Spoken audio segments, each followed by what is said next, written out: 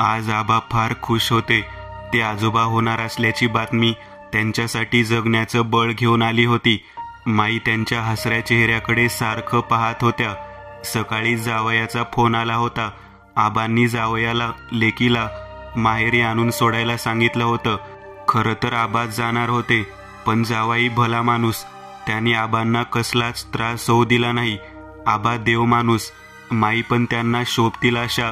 लोकांच्या मनात आबांविषयी कमालीची आदरयुक्त भीती होती. जावाई फार चांगला मिळाला. त्याला आई वडील नाहीत. काका काकूंनी त्याचा सांभाळ केला. काका फार चांगले. काकू थोड्या कटकट्या पण चांगल्या होत्या, त्रास देणाऱ्या नव्हत्या. आबांना माईंना तेच वाटलं, लेकीचा काही त्रास नको त्यांना. पुढचं परत सगळं करायचं म्हणून. जावयाची फिरतीची नोकरी, त्यामुळे त्याने सोडून जातो म्हणून सांगितलं. मेघा घरी आली आणि घरातलं वातावरण एकदम बदललं. प्रसन्न झालं. घर भरल्यासारखं वाटायला लागलं. तिच्या गावातल्या मैत्रिणी यायच्या. हसत खिदळत दिवस मजेत जायचा. जावयाला छान पाहुणचार करून आणि बिनधास्त राहायला सांगून आधेमध्ये येण्याचं वचन घेऊन आबांनी त्याची पाठवणी केली. मेघा रमू लागली. आपला मोठा वाडा, आजूबाजूला मोठी जागा, सगळीकडे नारळी पोफळीची झाड, समोर लांब पांढरा दिसणारा खाडीच्या पाण्याचा एका भागातील पट्टा, सगळं कसं मस्त. त्यांचं अंगण खूप मोठं. घराला नारळी पोफळीने वेढलं होतं जणू. छान गार वारा सुटायचा. सगळं पाहत असताना आजीने बांधलेलं तुळशी वृंदावन तिथे नव्हतं. दारात एक रोपटं होतं तुळशीचं, बारीक. मेघाने आईला त्याबद्दल विचारलं असता शेजारच्या रघुचा माजलेला बैल एकदा त्याने फार उच्छाद मांडला. गावातल्या बऱ्याच लोकांना जखमी केलं आणि कायम सगळ्यांसाठी स्वागत असलेल्या आबांच्या वाड्याच्या अंगणात शिरला आणि जोरदार धडक त्या लाल रंगाच्या तुळशी वृंदावनाला दिली आणि ते फोडलं. रघु फार घाबरला. आबांनी त्याला खूप दम भरला. नंतर समजावलं. कधी न बोलणाऱ्या माई पण बोलल्या आणि मग आज करू मग करू म्हणून तुळशी वृंदावन राहिलं. रात्री मस्त जेवण झाल्यावर मेघा आईच्या बाजूला झोपी गेली. छान वाटत होतं. मध्यरात्री मात्र तिला जाग आली. थोडं अस्वस्थता वाढली होती. ती आई बरोबर खाली झोपली होती आणि आबा वर. थोडं मळमळलं म्हणून लांब असलेल्या बाथरूमकडे जाणं तिने टाळलं आणि बाहेर येऊन झोपाळ्यावर बसली. सगळीकडे शांतता होती. बाहेर फार अंधार होता. मधला दरवाजा बंद होता, पण लाकडी गजामधून बाहेरचं सगळं दिसत होतं. तिला जास्तच मळमळ व्हायला लागली. झोपाळ्यावर बसली होती आणि काही विचार करेपर्यंत उलटी आली. मधला दरवाजा घाईघाईने उघडत ती अंगणात पळाली आणि अंगणाच्या थोडं पुढे जाऊन उलटी करायला लागली. मधली खोली आणि व्हरांडा यात अंतर असल्याने आबा माई शांत झोपले होते. मेघाला जरा शांत वाटायला लागलं. वळताना तिला जाणवलं की मधल्या पोफळीचं झाड हालतंय. तिने थोडं दुर्लक्ष केलं, पण शेवटी स्वभाव. तिने हलणाऱ्या पोफळीकडे पाहिलं आणि हळूहळू तिची नजर वर गेली.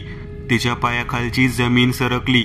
वरती अर्धवट जळलेली साडी नेसलेली अर्धवट जळलेली बाई तिच्याकडे पाहत हसत होती. एक धगधग तिच्या बाजूला होती, तेवढाच उजेड, बाकी सगळा काळोख. मेघा प्रचंड घाबरली. बाय आलीस काय? हे विचित्र आवाजातील बोलणं ऐकल्यावर मेघाला जोरदार चक्कर आली. एक मोठी किंकाळी आसमंतात घुमली. त्या आवाजाने आबा माई दोघे उठले. मेघा अजून म्हणावी तशी शुद्धीवर आली नव्हती. आबा चिंतेत दिसत होते. माई तर रडतच होत्या. सासरी गेलेली लेक, पहिलं बाळांपण, काही झालं तर बाई. आबाचे धाकटे बंधू, त्यांची बायको आणि मुलगा सगळे वाड्यावर आले होते. मेघा नीट बोलायला लागल्यावर झाला प्रकार तिने आबांना सांगितला. सगळ्यांना ते भयानक वाटलं. झालं. पुरुष मंडळीची बैठक झाली आणि तासाभरातच 5-10 माणसं वाड्यात आली. वाड्याच्या मुख्य रस्त्यातून आत आलं की अंगण लागायचं आणि थोडं पुढे गेलं की 4 पायऱ्या चढून वाड्यात शिरायचं. अंगणात मध्यभागी तुळशी वृंदावनाची जागा. त्याच्या डावीकडून थोडी जागा सोडून बाजूला कसली कसली फुलांची झाडं. रांगेत झाडांच्या मध्ये गवत. अंगण तसं मोठं. आबांनी पहिल्यांदा रघुच्या बैलाने तोडलेलं फाटक नीट केलं आणि तुळशी वृंदावन बांधायचं काम सुरू झालं. आबा, माई, काका, काकू यांच्यात कालच्या प्रकाराबद्दल बोलणं झालं. काकूंच्या लक्षात होतं की काल अमावस्या होती. मेघाची दृष्ट काढली गेली. आबा पांडुरंगाचे निस्सीम भक्त. पूजा करताना पांडुरंगाला साकडं घातलं आणि काकूंना, माईंना आणि काकांच्या मुलाला, रंग्याला वाड्यावर ठेवून टाका आणि आबा निघाले लवकर परत येतो म्हणून. वृंदावनाचं काम चालूच होतं. मेघा थोडी सावरली होती. तिला बाहेर जाण्यास मज्जाव केला गेला. रंग्या लक्ष ठेवून असायचा. हट्टाकट्टा गडी. तो बाहेर झोपायचा. मेघा, काकू आणि माई आतल्या रूममध्ये. रात्रीची शांतता पसरली आणि डोळ्यावर झोप चढते तोच एक भयानक किंकाळी घुमली. सगळे जागे झाले. मेघा फार घाबरली. रंग्या उठला. काकूंनी त्याला शपथ घातली तरी तो बाहेर गेला. पोफळीने डोलायला सुरुवात केली. रंग्याने पाहिलं ते फार भयानक होतं. तीच बाई रंग्याकडे पाहत होती. अर्धवट जळालेली, काळी, डोळे पांढरे. रंग्या उसळला. ए बस, चल निघ. माझ्या बहिणीच्या वाट्याला आलीस तर सगळी जाळून टाकीन. एक बारीक लागलेल्या पोफळीचं जळकी माळ रंग्याच्या अंगावर पडली आणि हसण्याचा विदीर्ण आवाज आला. आतमध्ये सगळे घाबरले. रंगा पहाड होता. त्याने तसंच ते झटकलं आणि मोठ्या आवाजात म्हणाला, माझं काय वाकडं करतीस? मी हनुमानाचा भक्त आहे. असे म्हणताच क्षणी त्या पोफळीवरचं जाळं हळूहळू एका झाडावरून दुसऱ्या झाडावर करत करत दिसेनासं झालं. एव्हाना लोक आली होती. बाहेरची लोक बघून रंग्यानं फाटक उघडलं. आता आलेल्या माणसाचं बोलणं सुरू झालं. जुन्या आठवणी काढल्या गेल्या आणि सकाळ होईपर्यंत दिवसभर एक विचित्र सावट वाड्यावर होतं.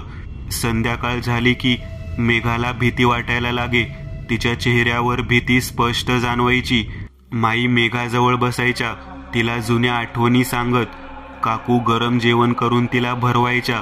रंग्या बाजूला बसत म्हणाला, मेघे घाबरते सोय, तुला काही होऊ देणार नाही.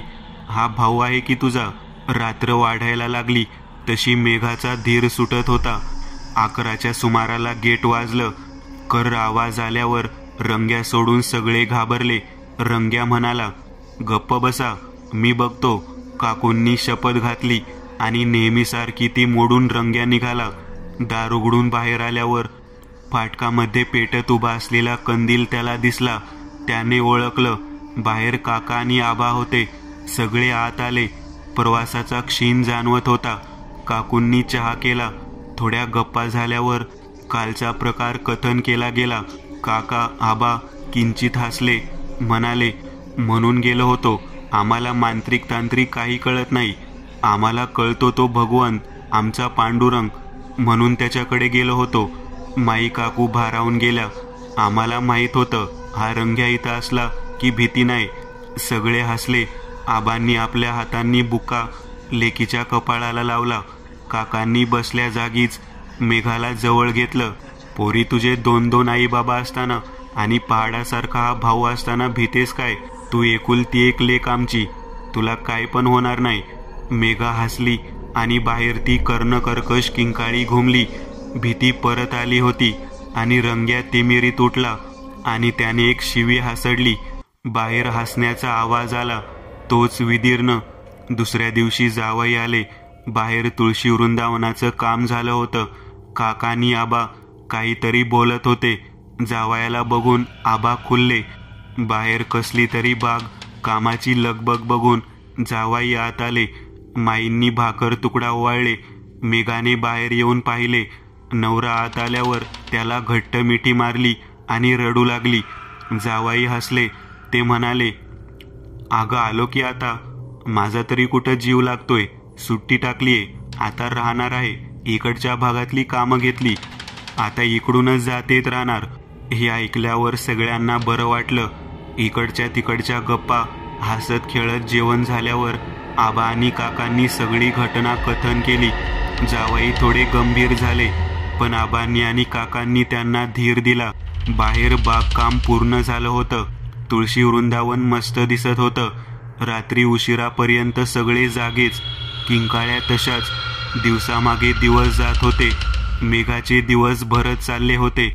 अमावस्या जवळ येत होती आणि वृंदावनात लावलेल्या तुळशीला हळूहळू रोपांचा आकार येत होता. जावाई जाऊन येतो म्हणून गेले. त्यांचा पत्ता नव्हता. आता एक दिवस झाला होता आणि अमावस्या सुरू झाली. आज पोफळीचं झाड गदागदा हालत होतं आणि आवाज वाढला होता. आबा, काका आणि रंग्या तिघेही बाहेर होते. आबा म्हणाले, माझ्या लेकीने तुझे काय वाईट केले म्हणून त्रास देतेस ग? हे बघ, ही तुळस पांडुरंगाच्या पायावरली आहे. हिला ओलांडू नकोस. पोफळीची भयंकर सळसळ झाली. मोठा आवाज झाला, नाही ओलांडत, नाही येत. मी कुठं लेकीला त्रास दिला? ती भिली मला बघून. आवाज विचित्र होता. सगळ्यांना भीती वाटली. बांधला तो आबा मला, बांधलात. तुळस लावलीत. आता जाते, पण येणार मी, येणार. बाळ झालं की येणार. तुळस लावली आणि एक विचित्र हसू घुमलं आणि पोफळीचं झाड पेटलं. दुसऱ्या दिवशी जावाई आले. आबा ते जळकं झाड तोडायला लावत होते, पण कुऱ्हाडीचं दांडकं तुटलं, पण झाड नाही. सगळेच घाबरले. कालचा सगळा प्रकार जावयांना कळला. ते उदास हसले. लोक येत जात होते. चर्चा होत होत्या. गावात असं कधीच झालं नव्हतं. अंगणातल्या तुळशीच्या रोपांची वाढ पटापट होत होती आणि मेघाच्या बाळाची पण. दिवस भरले होते. आबा आणि काकांना काळजी होती ती मेघाची. सासरकडून जावयाचे काका काकू पण आले होते. त्यांनी आबांना आणि सगळ्यांना धीर दिला. सगळं नीट होणारे असं म्हणाले आणि तो दिवस उजाडला. मेघाला ब्रह्ममुहूर्तावर मुलगा झाला. त्या रात्री किंकाळी कोणालाच ऐकू आली नाही. वाड्यावर आनंदोत्सव सुरू झाला. बाळ खूप सुंदर होतं, गोरगोमट, आणि गंमत म्हणजे त्याच्या दंडावर लालेलाल अशी खून होती, तुळशीच्या पानासारखी. सगळे खुश होते. गोडधोड जेवणाने सगळेच सुस्त झाले होते. दुपारी निवांत झोप झाल्यावर परत संध्याकाळी तो विषय निघाला. जावई शांत झाले आणि काका काकूंच्या चेहऱ्यावर एक भीती. संध्याकाळ झाली तशी ती वाढली आणि रात्र झाली. आबा म्हणाले, आज भीती वाटते.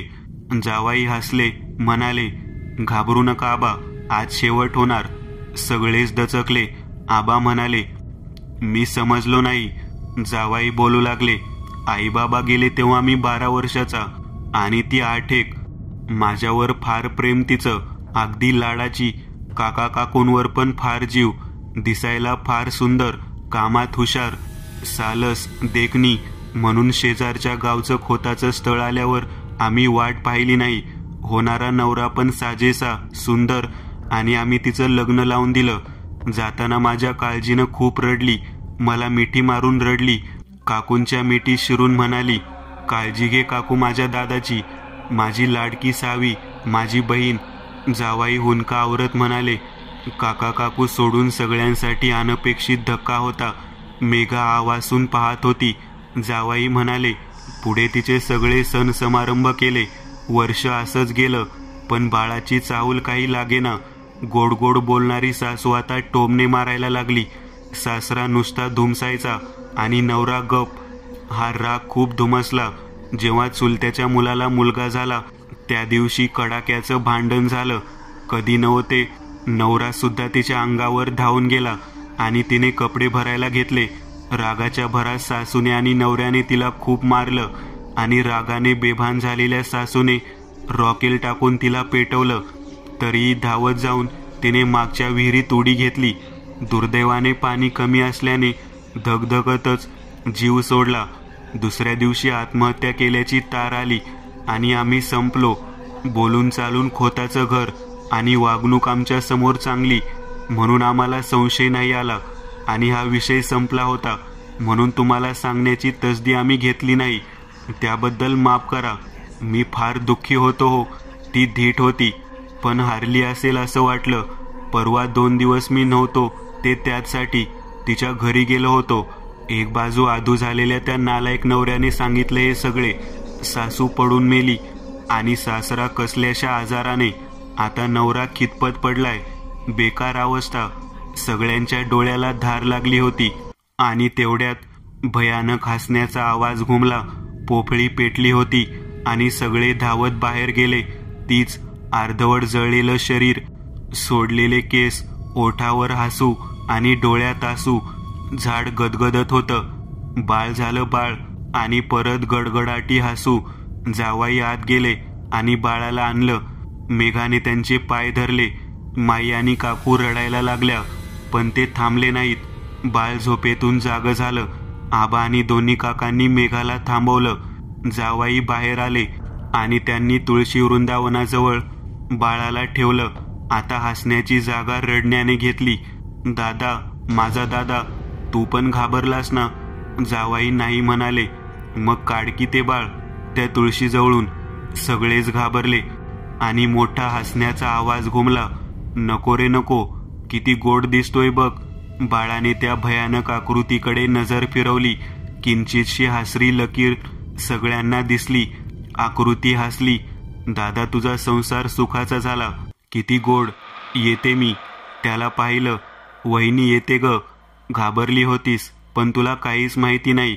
काका काकू येते. दादा म्हणत झपकन प्रकाश गायब झाला. पेटलेली पोफळ धगधगत होती. सगळीकडे शांतता. सकाळी उठून पाहिल्यावर पोपळीच्या जागी राख. आबांनी आणि जावयांनी ती उचलून नदीत विसर्जित केली आणि तिकडे तुळशीच्या बिया पेरल्या. मेघा आणि जावाई लेकाला घेऊन माहेरी आले की पिल्लू खूप खेळतं अंगणात आणि खेळता खेळता त्या तुळशीपाशी गेलं की खूप हसतं, गुदगुल्या केल्यासारखं. दुसरी कथा, घात. आज निघताना तिचं नवऱ्याशी वाजलं होतं. वायफाय बंद पडलं हे फालतू कारण होतं. त्याने बिल नव्हतं भरलं आणि त्याचं खापर तो तिच्यावरच फोडत होता. तू भरायचंस म्हणून. पण सगळ्या वाटण्या व्यवस्थित झालेल्या असताना कोणी काय करायचं हे आधीच ठरलं होतं आणि आता सगळं ऑनलाईन झालंय. तरीही याचं दुर्लक्ष. फालतू कारणावरून जोराचं भांडण. त्यात मुलगा फुगून बसला होता. त्याच्या कालच्या फंक्शनला तिला यायला जमलं नव्हतं म्हणून. आणि त्यामुळे सासूबाई पण. त्यांना काय समजणार. प्रेझेंटेशन, क्लायंट आणि बाकीच्या गोष्टी. तिला जरा जास्तच वाईट वाटलं. तरीही सगळं आवरून मुलाला परत एकदा सॉरी बोलून नवऱ्याला हाक मारणार तेवढ्यात तो गाडीची चावी घेऊन बाहेर पडला सुद्धा. हिला थोडं जास्तच वाटलं. सासूबाईंना येते म्हटल्यावर त्या पावसेकंदाच हसल्या. जाताना सासऱ्याने तिच्या खांद्यावर हात ठेवला आणि प्रसन्न हसले. हिला तेवढंच बरं वाटलं. आज महत्वाची मीटिंग होती. यांचं घर खाऊन पिऊन जरा जास्तच सुखी होतं. दोघांच्या सेपरेट गाड्या, मोक्याच्या ठिकाणी रो हाऊस. ही दोघंही प्रायव्हेट कंपनीत. ती सिनियर मॅनेजर आणि नवरा व्हाईस प्रेसिडेंट. तिच्या डोक्यात आजची मीटिंग होती कारण ती तिच्या प्रमोशनची किल्ली होती. ऑफिसला वेळेत पोहोचली. आत गेल्यावर पहिला समोर आला तो बॉस. सगळ्या तयारीवर नजर फिरवली कारण क्लायंट अर्ध्या तासात येणार होते. हिने जरा स्वतःचा नक्षा ठीक केला आणि मीटिंग रूममध्ये जाऊन प्रोजेक्ट वगैरे चेक केला आणि बाहेर क्लायंट आल्याची वर्दी मिळाली. मीटिंग सुरू झाली आणि संपलीही. हिचं राहणीमान, इंग्रजीवरची जबरदस्त पकड, मुद्देसूद बोलणं, सगळं कसं छान जमलं आणि मीटिंग एकदम सही झाली. एक सुस्कारा टाकून ही चेअरवर जरा रिलॅक्स बसली. थोडं पाणी पिऊन AC ऑन करणार तेवढ्यात बॉसनी दारावर टकटक केली आणि आत आला सुद्धा. खूप खुश होत म्हणाला, असिस्टंट व्हाईस प्रेसिडेंट. काय मग? ती प्रसन्न हसली. म्हणाली, सर अजून सिनियर मॅनेजरच आहे. प्रमोशन मिळू तर द्या. बॉस हसला. म्हणाला, मॅडम ऑन द वे आहे. ऑफिस सुटल्यावरती हसतच गाडीत बसली.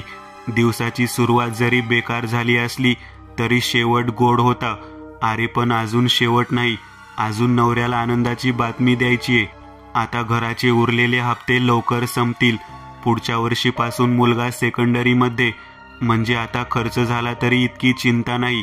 त्याला शिकायचं, त्याला बाहेर जायचं, अशी भरपूर स्वप्नांच्या दुनियेत रमत रमत ट्रॅफिकमधून वाट काढत ती निघाली.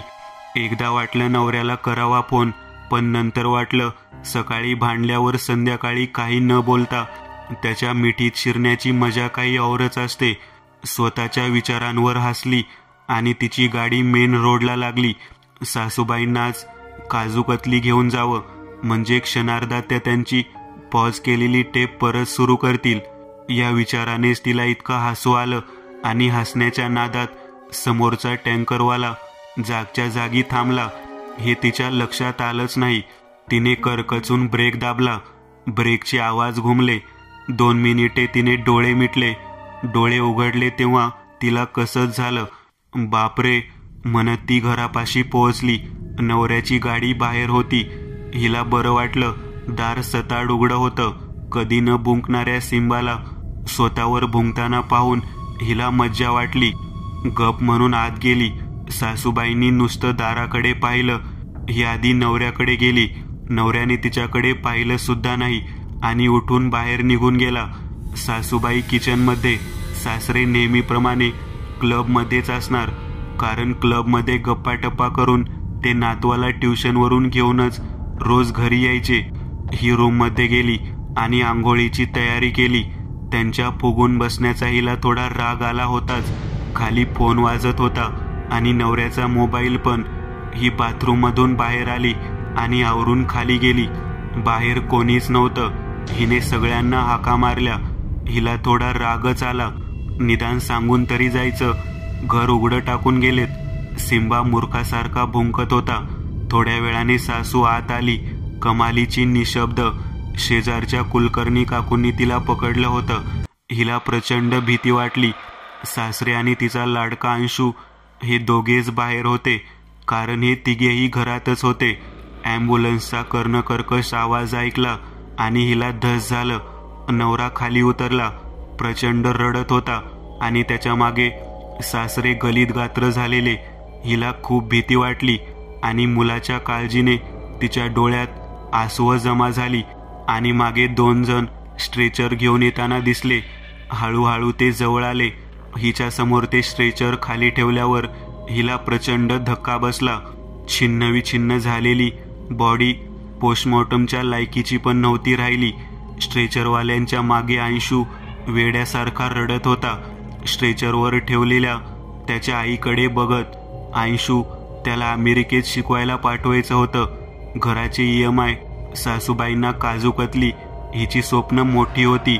पण टँकरवाल्याने मगाशी घात केला होता.